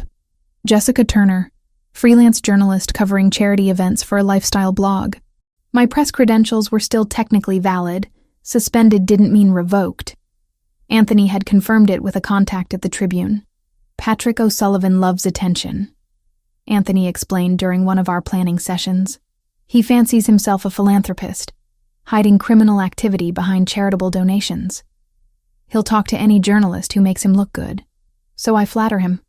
Ask softball questions about his construction company's community involvement." "Exactly. While you're talking, you plant the device. His security will sweep the room before and after, but they won't sweep him. People don't think about being bugged themselves." The night of the gala arrived faster than I wanted. Maria helped me dress. An emerald cocktail dress that Anthony had somehow acquired in my exact size. It was elegant without being flashy, professional without being boring. The kind of dress a freelance journalist might splurge on for an important assignment. "You look beautiful," Lily said from my doorway. She'd been quieter since the attack, more clingy. "Are you coming back tonight?" "I am. I promise." I knelt down to her level, careful of the dress. "Your papa's going to be nearby the whole time, making sure I'm safe." "Good." She hugged me tight. "Be careful. The bad people are scary." Anthony was waiting at the bottom of the stairs, wearing a dark suit that made him look like he belonged in a boardroom or a battlefield. His eyes tracked over me, not in a way that felt uncomfortable, but assessing, making sure I was ready. "The devices are in your clutch. 2 listening bugs, 1 in the lipstick case, 1 in the compact mirror. Plant them if you can, but don't take unnecessary risks." He handed me the pen camera. "This goes in your jacket pocket, and this." He slipped the bracelet onto my wrist. "Emergency signal. Marcus will be monitoring from a van 2 blocks away." "I'm ready." "Jessica." He caught my hand, his grip warm and steady. "If anything feels wrong, you get out. The information isn't worth your life." The Drake Hotel glowed like a jewel box, all golden light and elegant architecture. The charity gala was in full swing, Chicago's elite mingling over champagne and canapes. I showed my credentials at the door, smiled at the security guard who barely glanced at my bag, and stepped into the enemy's domain. Patrick O'Sullivan held court near the center of the ballroom, a silver-haired man in his 60s surrounded by admirers. He wore his wealth casually, an expensive watch, perfectly tailored tuxedo, the confidence of someone who'd never been told no. I approached with my most professional smile. "Mr. O'Sullivan, Jessica Turner, I'm covering tonight's event. Could I ask you a few questions about your company's charitable work?" His face lit up exactly as Anthony predicted. "Of course. Always happy to talk about giving back to the community." For 10 minutes, I asked him about donation amounts, community projects, his vision for Chicago's future. He talked. I nodded and took notes. And when he gestured expansively about a new recreation center his company funded, I stepped closer to examine the architectural rendering he was describing. That's when I planted the first device, my hand brushing his lapel as I leaned in to see the image better. 1 second, just like Anthony taught me. O'Sullivan didn't flinch. "This is wonderful," I said, pulling back. "Your company is clearly committed to more than just profits. We believe in investing in people, not just buildings." He was warming to the topic, barely noticing when I adjusted my grip on the pen, activating the camera to photograph the architectural plans he'd so helpfully laid out. "Could I see your executive offices? I'd love to include some details about where the planning for these projects happens." He hesitated, then nodded. "Brief tour. I have other guests to attend to." The office was on the 2nd floor, accessed through a hallway guarded by a single security officer who stepped aside when O'Sullivan approached. Inside was exactly what I expected. Mahogany desk, leather chairs, walls lined with awards and photographs of O'Sullivan with various politicians and business leaders. "This is where the magic happens," he said with false humility. "Just a simple office for a simple man trying to do good." I photographed everything with the pen camera while pretending to admire the view. The desk held scattered papers, one folder partially open showing what looked like financial documents. When O'Sullivan turned to point out a particular award, I planted the second device under the edge of his desk, my movements smooth and practiced. "Thank you so much for your time," I said, shaking his hand. "This will make a wonderful piece. Send me the link when it publishes. I'd love to read it." I made my way back to the ballroom, adrenaline singing through my veins. Mission accomplished. Devices planted, photographs taken, no one suspicious. Now I just needed to slip out and I saw him through a service corridor doorway. Vincent, Anthony's trusted lieutenant, the man who'd helped train me for this mission. He was talking to someone, and his body language was all wrong. Too casual, too familiar. The other man turned slightly, and I recognized him from the surveillance photos Anthony had shown me, one of Patrick O'Sullivan's top enforcers. My heart stopped. I pulled out the pen, activated the camera, and captured 3 quick shots before ducking back into the ballroom. My hands were shaking. This couldn't be what it looked like. Vincent was loyal. Anthony had said he'd been with them for 15 years. But the photographs didn't lie. I checked them on the tiny preview screen. Clear images of Vincent and the O'Sullivan enforcer, heads bent together in obvious conspiracy. I left through the main entrance, walking quickly but not running. Marcus picked me up 2 blocks away as planned, the black SUV pulling up precisely on schedule. "How'd it go?" he asked as I climbed in. "We need to get back to the mansion. Now." My voice was shaking. "I have something Anthony needs to see immediately." The drive to Lake Forest felt endless. Marcus kept glancing at me in the rearview mirror, clearly picking up on my distress, but he didn't ask questions. When we finally pulled through the gates, Anthony was waiting, his face dark with concern. "What happened?" I pulled up the photographs on the pen's display screen, hands still trembling. "Vincent. I saw him at the gala, talking to one of O'Sullivan's men." Anthony went completely still. The kind of stillness that preceded violence. "Show me." We went to his office where I transferred the photos to his computer. The images were damning, crystal clear. Vincent and the O'Sullivan enforcer, obviously familiar with each other, exchanging what looked like documents. "How long have you known him?" I asked quietly. 15 years, since he was a street soldier working his way up." Anthony's voice was dead, emotionless. "He was at my father's funeral. He's godfather to Lily." "Anthony, get him here, now." This was directed at Marcus, who immediately pulled out his phone. Vincent arrived 20 minutes later, clearly confused by the urgent summons. "Boss, what's—" He saw the photographs on the screen and went pale. "Explain." A one word spoken with deadly calm. "I can explain. Please, just let me—" "Explain how you're meeting with O'Sullivan's men hours after I sent Jessica into their territory. Explain how they knew where to attack us last week. Anthony's control was fracturing, rage bleeding through. 15 years, Vincent. 15 years, and you sold us out. They have Sarah." The words burst out of Vincent like a confession. "My sister. They took her 3 months ago. I had no choice." The room went silent. Anthony's jaw worked. "What?" "Patrick O'Sullivan kidnapped my sister. Said if I didn't feed them information, they'd kill her." Vincent's voice broke.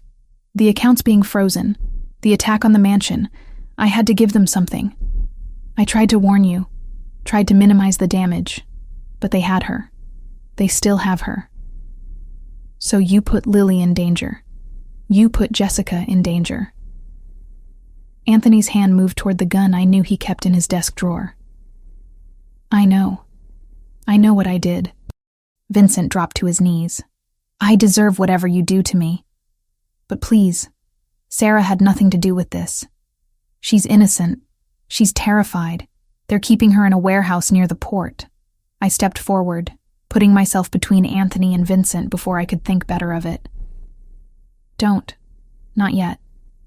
We can use this. Anthony's eyes snapped to me. Use what? His betrayal? Use his connection to them. They think he's still theirs. We feed them false information through Vincent, set them up, and rescue his sister at the same time. I looked at Vincent. You know where they're keeping her? Yes. I've been trying to get intel, find a way to get her out. Then we do it together. I turned back to Anthony. One operation. We save Sarah. We gather evidence on O'Sullivan, and we turn Vincent into a weapon against them instead of us. Anthony stared at me like I'd grown a second head. Then slowly, his hand moved away from the gun. You're suggesting we trust the man who betrayed us. I'm suggesting we give him a chance to make it right, and use him to destroy the people who forced him into this position. I kept my voice steady. We're going to need every advantage we can get. Vincent knows their operations from the inside now. That's valuable. Vincent looked up at me, something like hope in his eyes. I'll do whatever it takes. I'll wear a wire, I'll testify, anything. Just help me save my sister. Anthony was quiet for a long moment, processing. Then, one chance. You fuck this up, you breathe wrong, and I finish what I should have done tonight. Understood? Understood. Good. Anthony turned to me. You're proposing we go after O'Sullivan directly. Take them down completely, not just defend against attacks. I'm proposing we stop playing defense and start playing offense. We have the financial evidence, the surveillance from tonight, Vincent's testimony about Sarah's kidnapping. We build a case that the FBI can't ignore, and we coordinate a simultaneous rescue and raid. A slow, dangerous smile spread across Anthony's face. You're more devious than I gave you credit for. I'm a journalist who's tired of being hunted. Time to turn the tables. Planning the operation took 3 days of meticulous coordination. Anthony's dining room became a war room, maps spread across the table, photographs pinned to boards, everyone speaking in low, urgent tones. Vincent provided the crucial details. Sarah's being held in a warehouse near the port of Chicago, industrial district, mostly abandoned at night. 2 guards, maybe 3. They move her every few weeks, but she's there now. I saw her last week when they made me verify she was still alive. His voice cracked on that last part. Anthony's expression remained hard, but he nodded. We'll need 2 teams. One at the port for the setup, one at the warehouse for extraction. I'll lead the warehouse team, I said. Everyone turned to look at me. What? You need someone who can document everything, get evidence that will hold up in court. That's me. Absolutely not. Anthony's voice was flat. You're a journalist, not a tactical operator, which is exactly why I need to be there. Any evidence gathered by your people can be challenged as tainted. But a journalist documenting a kidnapping rescue? That's gold for prosecution. I leaned forward. Besides, Hannah needs to be ready to publish everything simultaneously. She's the only person I trust with this. Anthony studied me for a long moment. Hannah's in Milwaukee. Then I bring her back. With your security escort, she comes back to Chicago, stays in a safe location, and publishes everything the moment we transmit it. I pulled out my phone. I'll call her now. Hannah answered on the second ring. Jess? Is everything okay? I need you to come back to Chicago. Tonight, if possible. It's important. There was a pause. How important? Career-defining. Potentially Pulitzer-level important, but also dangerous. I won't lie about that. I glanced at Anthony. You'll have protection, but this is the story we've both been waiting for our entire careers. I'm in. No hesitation. My parents will freak out, but I'm in. What do you need? Relief washed through me. Pack light. Someone will pick you up in Milwaukee in 3 hours. I'll explain everything when you get here. After I hung up, Anthony shook his head. You're both insane. We're both journalists who understand what's at stake. I met his eyes. The O'Sullivan organization has corrupted this city for decades. This is our chance to expose it all. Hannah and I didn't get into this business to write puff pieces. Vincent cleared his throat. I'll tell O'Sullivan that Anthony's meeting with a weapons supplier at the port tomorrow night. Vulnerable, small security detail. They'll take the bait. They'll come in force. Marcus added, expecting an easy kill. Good. Let them. Anthony's voice went cold. While they're focused on the port, we hit the warehouse. Jessica's team extracts Sarah and documents everything. We coordinate with the FBI to arrive at both locations simultaneously. Your FBI contact agreed to this? I asked. He wants O'Sullivan badly enough to bend some rules. As long as we deliver evidence and witnesses, he'll make the arrest stick. Anthony pulled up a map on his tablet. The warehouse is here. 3 entry points. We go in fast, extract Sarah, get the evidence, and get out before anyone realizes what happened. The next 24 hours blurred together. Hannah arrived looking terrified but determined. I briefed her in a secure room, showing her everything we'd compiled. Financial records, surveillance footage, testimony from Vincent about the kidnapping. Her eyes grew wider with each revelation. This is massive, she breathed. This could bring down half the city's construction industry. That's why timing is critical. You publish the moment I transmit the warehouse footage. Not a second before, not a minute after. The FBI needs to make arrests based on evidence that's already public. Makes it harder to bury. I understand. She gripped my hand. Be careful in there. I can't lose my best friend over a story. You won't. I have the best protection money can buy. I squeezed back. See you on the other side. The night of the operation arrived with unusual warmth for November. I wore tactical gear provided by Anthony's team, a camera strapped to my chest, microphone clipped to my collar. Everything would be recorded, documented, preserved for prosecution. Remember, Anthony said as we geared up, you stay behind Marcus and his team. They clear rooms, you document. Don't be a hero. Same to you at the port. Don't let O'Sullivan bait you into doing something stupid. He touched my face, the gesture surprisingly gentle given the circumstances. When this is over, we need to talk about what comes next. One crisis at a time. We split into teams. Anthony, Vincent, and 8 men headed to the port. Marcus, 4 operators, and I took 2 unmarked vans toward the warehouse district. My heart hammered against my ribs as we drove through darkened streets. The warehouse was exactly as Vincent described. 3 stories of rusted metal and broken windows, surrounded by chain-link fence. Marcus held up a fist, and everyone froze. He spoke into his radio, coordinating with Anthony's team. Port team in position. O'Sullivan's people are approaching. At least 12 hostiles. Copy that. Warehouse team moving in.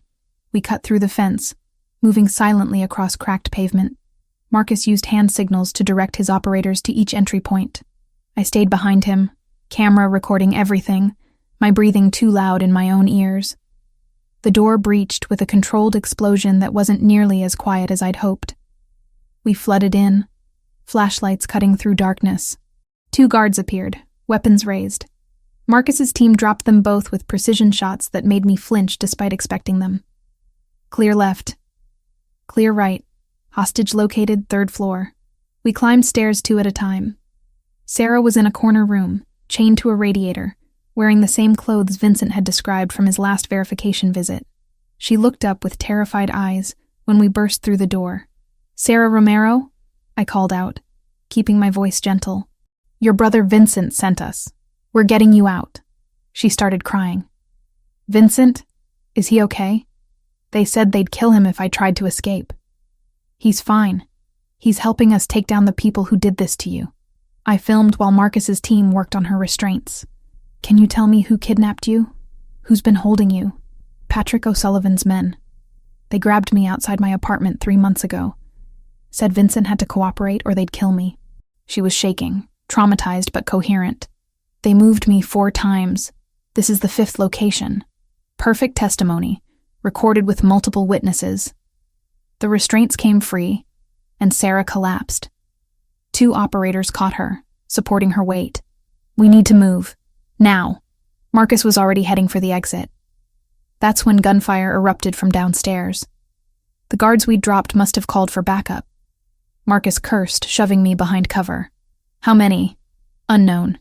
At least 5 coming up the stairs. I pulled out my phone, hands shaking, and hit transmit. The footage uploaded to Hannah's secure server. Everything we'd captured. Sarah's testimony, the warehouse location, Evidence of kidnapping. Within seconds, my phone buzzed. Hannah. Received. Publishing now. The gunfight was brief, but intense. Marcus's team held the stairs while 2 operators carried Sarah down a fire escape. I followed, filming everything despite my terror. The evidence couldn't stop just because things got dangerous. We made it to the vans, Sarah safely inside, when my phone rang. Anthony. O'Sullivan's here. At the port. He came personally.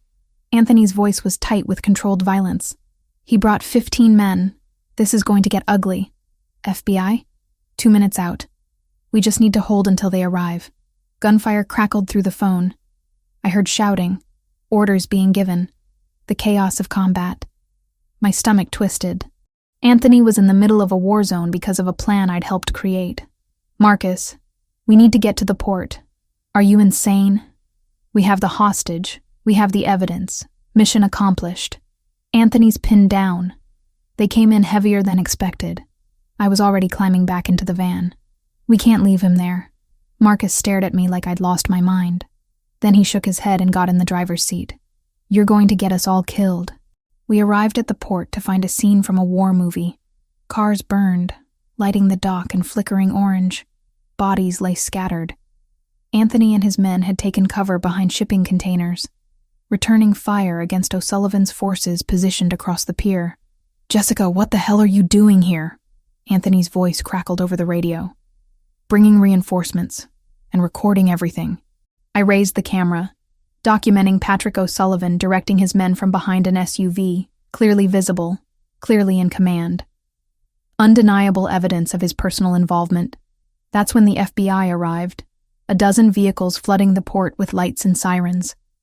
Federal agents poured out, establishing positions, shouting orders for everyone to drop their weapons.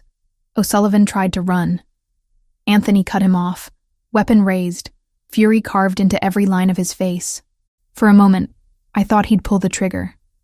Instead, he lowered the gun and let the FBI take O'Sullivan into custody. The aftermath was chaos. Paramedics treated wounded men from both sides. FBI agents processed the scene, collecting evidence, taking statements. Sarah sat wrapped in a blanket, finally free, while Vincent held her and sobbed. I stood apart, camera still recording, watching it all unfold. My hands were shaking.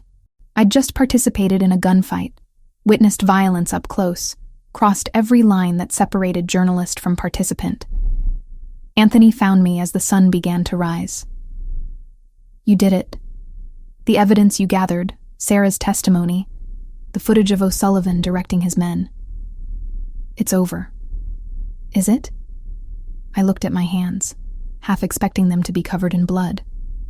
Because I just helped plan a military operation. That's not journalism. You documented a rescue and gathered evidence that will put dangerous people in prison. That's exactly what journalism should be. He took my camera gently. Hannah published everything? An hour ago. It's already national news. He nodded slowly. Then it's really over. The O'Sullivan organization is finished. But I wasn't sure anything was finished. I'd changed too much, crossed too many boundaries. The woman who walked into Giordano's that rainy October night wouldn't recognize who I'd become. 2 weeks after the fall of Patrick O'Sullivan's empire, I sat across from FBI Special Agent Thomas Reeves in a sterile conference room downtown. The recording equipment between us hummed softly, documenting every word of my testimony. Walk me through the night of the warehouse rescue one more time, Miss Turner. I'd told this story 5 times already to various federal investigators. Each retelling made it feel less real, like I was describing events that happened to someone else. Sarah Romero was chained to a radiator on the 3rd floor. She'd been moved 4 times in 3 months. Patrick O'Sullivan's organization held her to force her brother Vincent to provide intelligence on Anthony Caruso's operations. Agent Reeves nodded, making notes.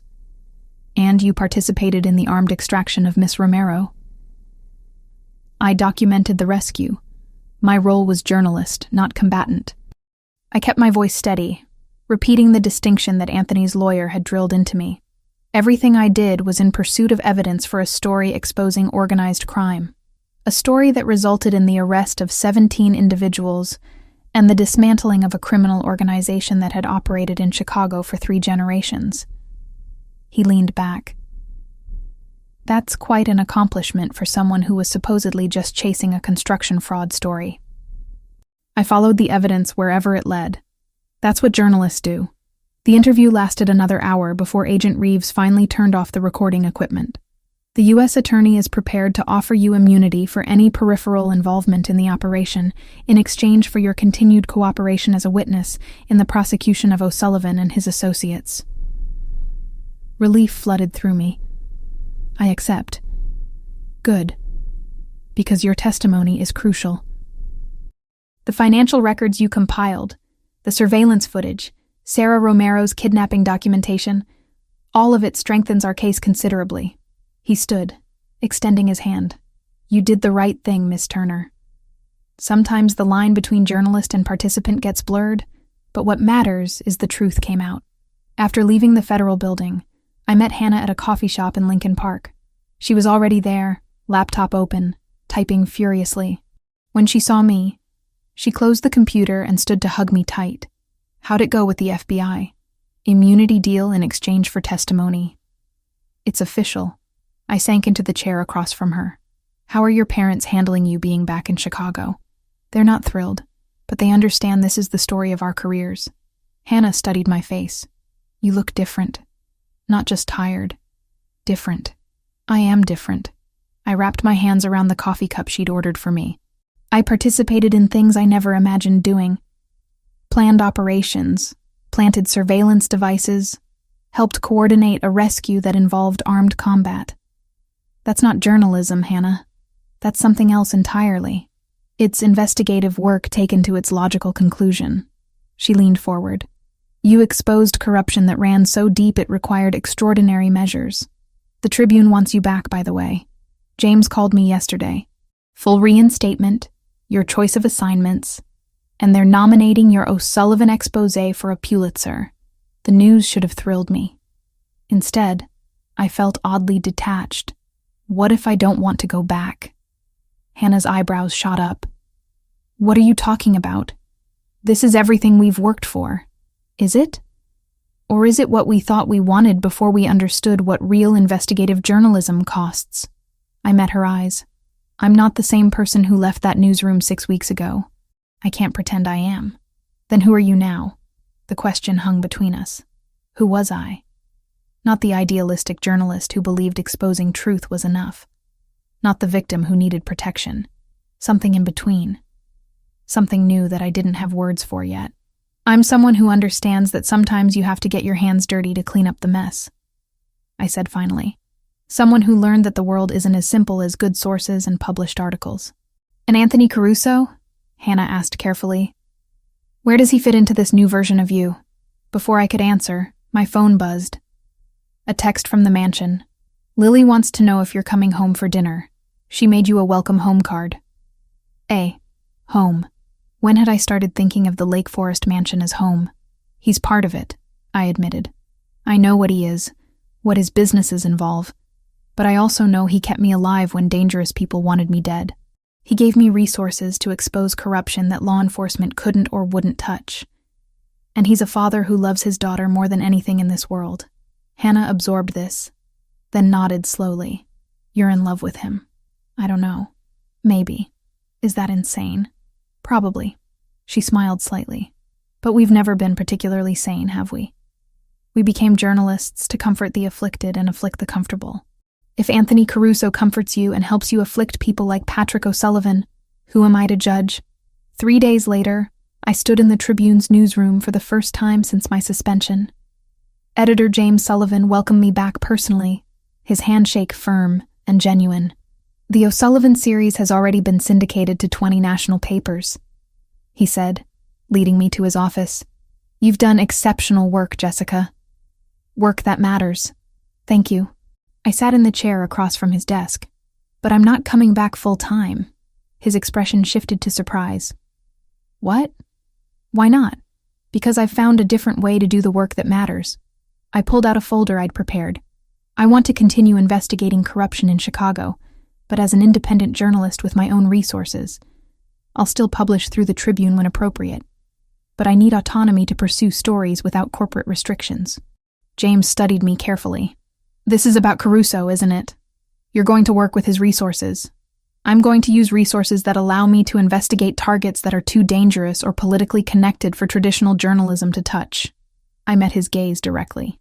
The O'Sullivan organization existed for decades because no one had the means to expose them properly. I do now. I'm not wasting that opportunity.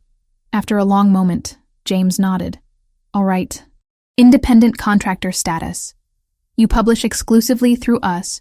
We provide editorial support and legal backing, but you maintain control over your investigations. Deal? Deal. That evening, I returned to the mansion to find Lily waiting by the door, bouncing with excitement. Jessica, you're home. I made you something. She thrust a crayon drawing into my hands. It showed 3 stick figures, one tall with dark hair, one small with curly hair, and one medium-sized with brown hair, all holding hands in front of a house. Above them, she'd written in careful letters, "My family." Something in my chest cracked open. "Lily, this is beautiful. That's you." She pointed to the medium figure. "And Papa. And me. We're a family now, right?" I looked up to find Anthony standing in the doorway, his expression unreadable but his eyes intense. The question Lily asked was really his question, the one he'd been too careful to voice directly. "Yeah, kiddo," I heard myself say. "I think we are." 6 months after a rainy October night when I answered an anonymous text message, I stood in the mansion's garden watching Lily practice the self-defense moves I'd been teaching her. She'd insisted on learning after the attack, wanting to feel less helpless. I understood that need completely. Kick higher. Use your whole body, not just your leg. She adjusted, her small foot connecting solidly with the practice pad I held. Like that? Perfect. Again. Anthony appeared at the edge of the garden, still wearing his suit from whatever business had occupied his afternoon. He watched us train for several minutes before approaching. "She's getting good. She's a fast learner." I lowered the pad as Lily took a water break. "How was your meeting?" "Productive. Vincent's officially leaving the organization to focus on Sarah's recovery. She's making progress in therapy, but it's slow." He moved closer, his hand finding the small of my back in a gesture that had become familiar.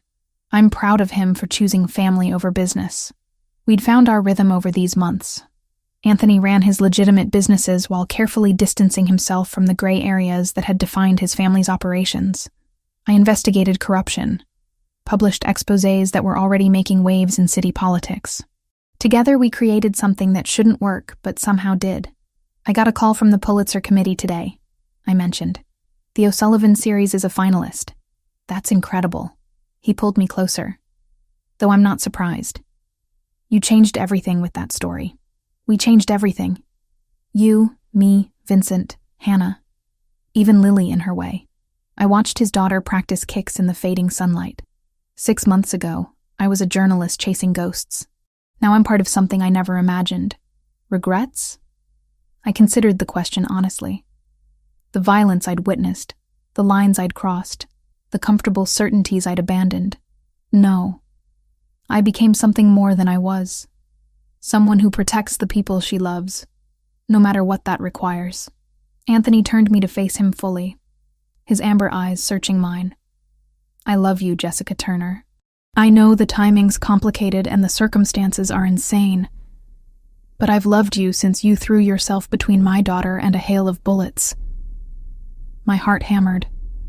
"I love you too, even though you're probably the most complicated man I've ever met."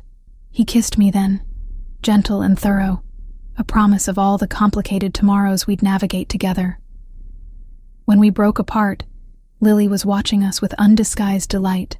"Does this mean Jessica's staying forever now?" Anthony and I exchanged glances. Then I knelt to Lily's level. "Yeah, kiddo, I'm staying. Is that okay with you?" She threw her arms around my neck. "It's perfect." And standing there in the garden of a mansion I now called home, teaching a 7-year-old to defend herself while the man I loved watched over us both, I realized she was right. It was perfect, not in the way I'd imagined my life would unfold, but in the way that mattered most. I'd set out to expose corruption and found a family instead. I'd lost my comfortable certainties and gained something infinitely more valuable: the knowledge that sometimes the truth requires you to step off the sidelines and into the fight. That journalism isn't always about maintaining distance, but about understanding when proximity to danger is the price of real change. Vincent left organized crime to save his sister. I entered it to save myself. In the end, we both found redemption in the most unexpected places, and that was worth every line I'd crossed to get here.